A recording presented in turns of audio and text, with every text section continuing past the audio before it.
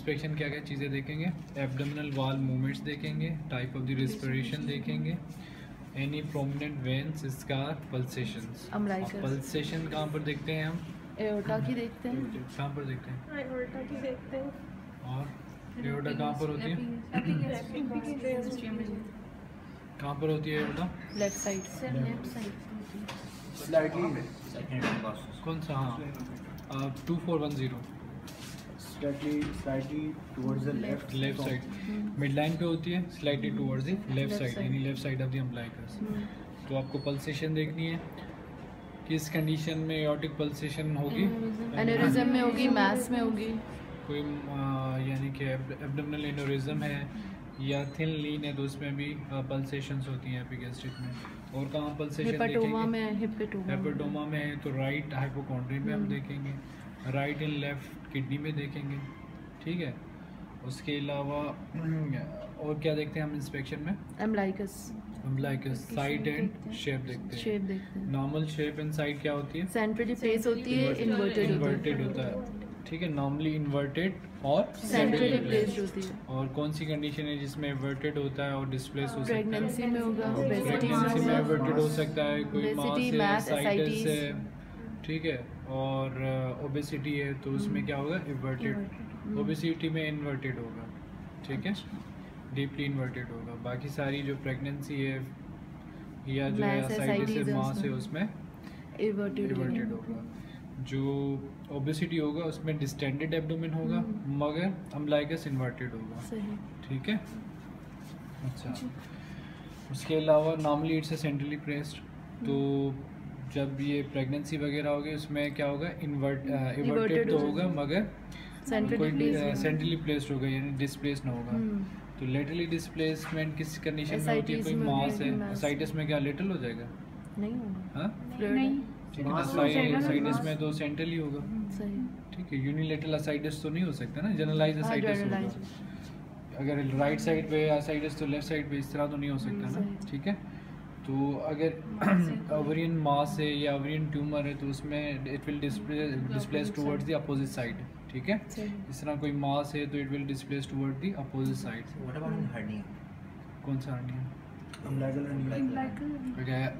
Hernia इतना enlarge है कि वो यहाँ तक आ रहा है, ठीक है ना। कोई भी mass umbilical hernia is considered to be the mass, अगर इतना ज़्यादा इनलार्ज है तो उसमें भी डिस्प्लेस हो सकता है। यूजुअली अम्बिलिकल कहाँ होता है? अपना इनगुइनल कहाँ होता है? यहाँ पर होता है, ठीक है ना। और अम्बिलिकल प्रोट्रूजन होती है, फॉरवर्ड प्रोट्रूजन होती है, ठीक है। और क्या देखेंगे इंस्पेक्शन में?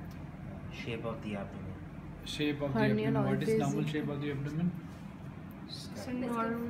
नहीं, लाइंग होता है, ठीक है। स्केफाइड किस कंडीशन में होता है?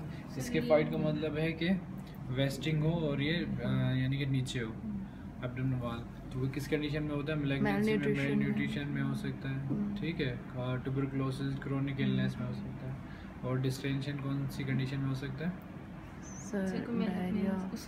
सारी यही सेम कंडीशन, प्रेगनेंसी है, एसाइटिस है, ओबेसिटी है तो उसमें डिस्टेंडेड होगा। सो द नॉर्मल शेप क्या होती है? It should not be distended and it should not be scaphoid, ठीक है ना।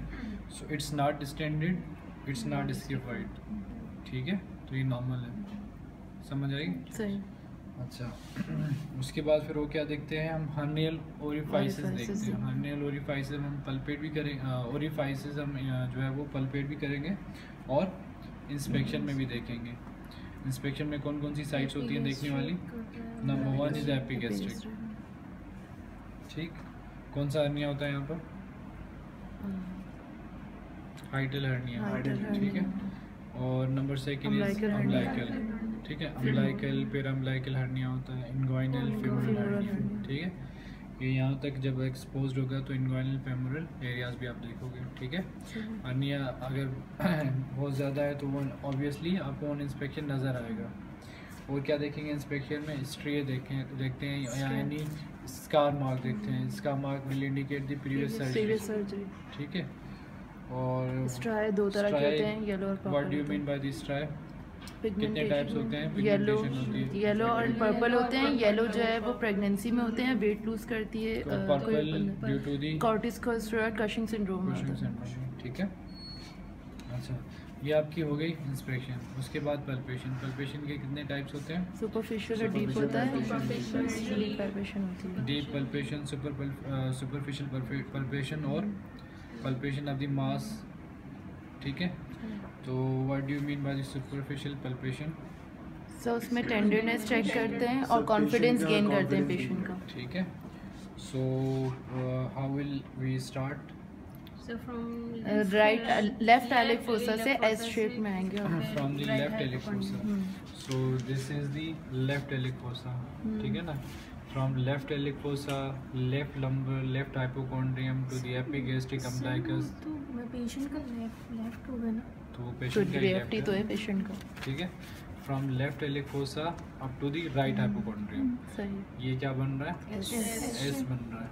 ठीक है।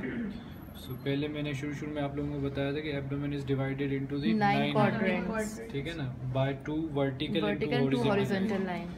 This is 1 horizontal line just below. ये क्या है? Intercostal space. ये कोस्टल मार्जिन है। ठीक है ना। सो कोस्टल मार्जिन से जस्ट बेलो हॉरिजॉन्टल लाइन। ठीक है ना। From one pubic symphysis to the other pubic symphysis, from mid clavicular line to the mid inguinal point, from mid clavicular line to the mid inguinal point. So इससे 9 regions हो जाते हैं। कौन कौन से होते हैं? Right and left hypochondrium, right and left lumbar, right and left iliac fossa. ठीक है। Epigastric umbilicus. ठीक है। इसकी सिग्निफिकेंस क्या है?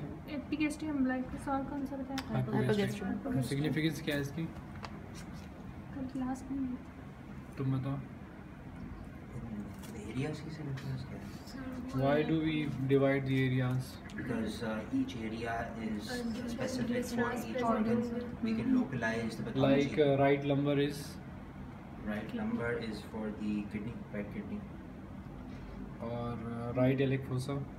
Right iliac fossa is for the appendix. ठीक है। तो इसको डिवाइड बेसिकली इसलिए करते हैं कि अंडरलाइंग जो आपके ऑर्गन्स हैं, पैथोलॉजी है, वो आइडेंटिफाइड हो। लाइक राइट एलिक फोसा, अगर राइट एलिक फोसा में पेन हो तो इट मींस अंडरलाइंग कौन सा ऑर्गन होगा? अपेंडिक्स हो सकता है। लेफ्ट हाइपोकॉन्ड्रियम में कौन सा होगा? स्प्लीन होगा। राइट में कौन सा होगा? लिवर होगा। अच्छा, आपने जो पल्पेशन करनी है from the left iliac fossa up to the right hypochondrium. ठीक है। अच्छा, उसके बाद मैंने पल्पेशन मेथड बताया था। क्या क्या चीज़ें होती है? सर अल्नर मेथड होता है, बायमैनुअल पल्पेशन मेथड। कुछ प्रोटोकॉल्स होते हैं, वो क्या होते हैं? सर वो रिस्ट और एल्बो। ठीक है ना। रिस्ट और एल्बो आपकी, अगर मैं इस तरह कर रहा हूँ तो ये गलत है। ठीक है ना। Wrist and elbow should be at the same level. ठीक है। और आपको कहाँ देखना है? यहाँ नहीं देखना, पेशेंट के फेस को देखना है। ठीक है। तो जो सही मेथड है वो क्या है? इस तरह। ठीक है। देन डीप पल्पेशन किस में करते हैं? सर ऑर्गन विस्ट्रास पल्पेट करने के लिए।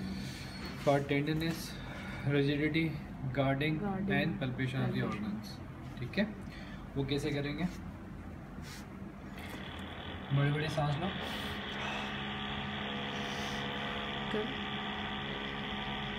सर जब पेशेंट एक्सपायरेशन करेगा तब हम वो करेंगे, इंस्पायर पे होल्ड करेंगे। ठीक है। जब पेशेंट इंस्पायर करता है तो एब्डोमेन डिस्टेंशन हो जाती है। ठीक है ना। ऑर्गन पल्पेट नहीं होंगे। जब वो एक्सपायर करेगा तो तब आपको पल्पेट करना है। ठीक है ना। With the coordination of the expiration and inspiration. ठीक है। जब जब वो एक्सपायर करेगा आप पल्पेट करेंगे। फिंगर्स को आपको उठाना नहीं है। ठीक है ना। ये समझ आई? अच्छा, उसके बाद मैंने चीज़ें बताई नहीं। टेंडरनेस और गार्डिंग में क्या फर्क है? टेंडरनेस जो होती है वो जर्नलाइज होती है और गार्डिंग जो होती है लोकलाइज। अंडरलाइंग ऑर्गन जैसे राइट गार्डिंग जो है वो राइट एलिक फोसा में हो सकती है, that will indicate the appendicitis. ठीक है ना। यानी लोकलाइज्ड होती है। उसके अलावा जो है वो पल्पेशन ऑफ द ऑर्गन्स। कौन कौन से ऑर्गन्स पल्पेट कर सकते हैं हम? कोई नहीं बताइए, बताइए। लिवर, और स्प्लीन और किडनीज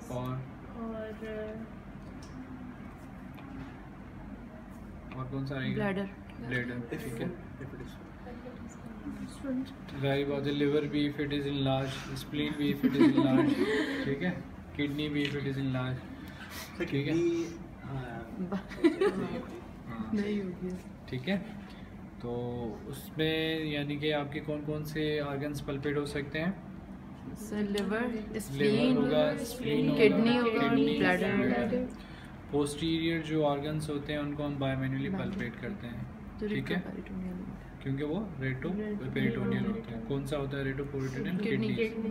ठीक है, अच्छा लिवर इनलार्ज जो होता है वो किस डायरेक्शन में होता है? सब वो vertically vertically from the right